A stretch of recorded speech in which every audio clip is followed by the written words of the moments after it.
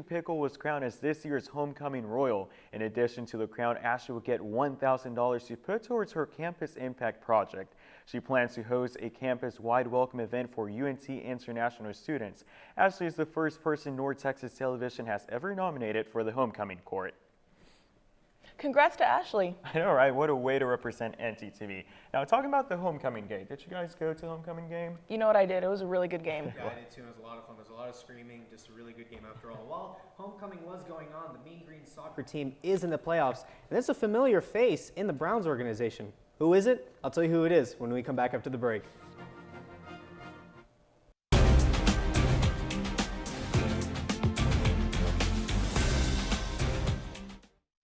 The Dallas Mavericks were at home in the American Airlines Center as they took on the Utah Jazz. Dennis Smith Jr. led the way for the Mavs with 27 points and got some help with a near triple-double from DeAndre Jordan.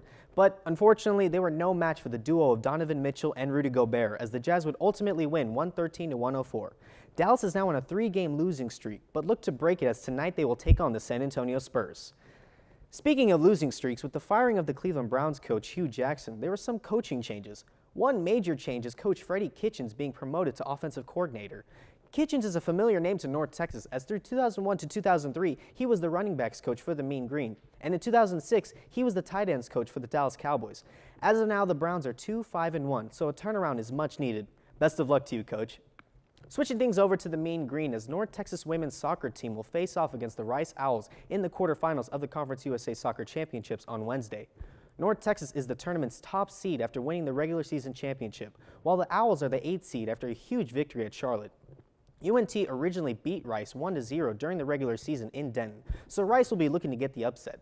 The winner will take on the victor of the La Tech and Old Dominion game. Let's move on to some college football. Homecoming has officially come to an end, but the Mean Green ended the weekend with a bang as UNT took on Rice at Apogee.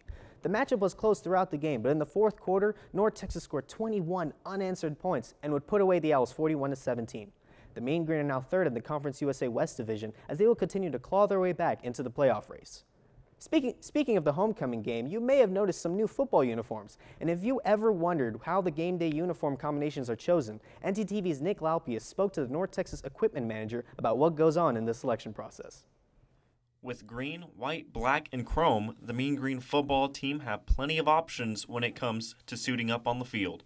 Last time I checked, we have over 244 combinations. Yeah, because we have, especially this year, we have 5 pairs of pants, 5 different jersey tops that we're wearing, and we have 4 different color helmets that we can use.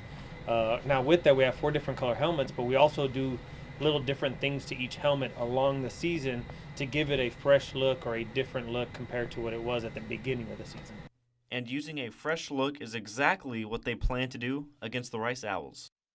Same helmets we wore against for the throwback game, we just took the gray mask off, put a black one on, and then put a fresh Diving Eagle logo on it. The Diving Eagle was a big part of VIA's rebranding of the uniform. Yeah, you know, in April 2017 when I got hired, that was the first task given to me, is to help rebrand our uniforms, you know, about getting together, you know, kind of our new Denton look at the time it was. You know, that's kind of where we're going with social media and where we're going, so we kind of wanted to have a fresh take on things. And while there are many factors that play into what uniform to wear that week, including how long it takes to fix up the helmets and clean the jerseys, Mike Villa and the rest of the equipment staff always like getting the players' feedback. Talk to the players and I'll ask their opinion. I want them to be involved also because I want them to feel good, look good, play good. I gotta tell you, after seeing the uniforms at homecoming, I really hope they put those on for sale so I can get those. But for now, back to you guys at the desk.